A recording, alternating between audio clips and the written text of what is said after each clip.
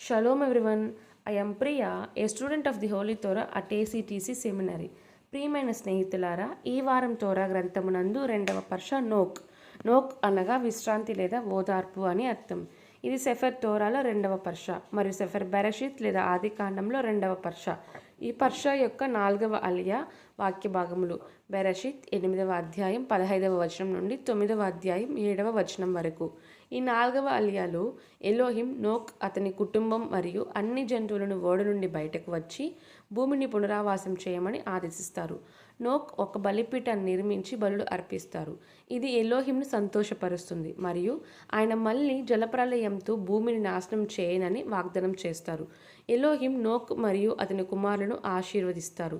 వారికి సృష్టిపై ఆతిథ్యం అనుగ్రహిస్తారు. మాంసం తినడానికి అనుమతిస్తారు, కానీ రక్తంతో తినకూడదు. మరియు మానవ జీవనం పవిత్రమైనదని, హత్యకు మరణశిక్ష విధించబడుతుందని నిబంధన స్థాపిస్తారు.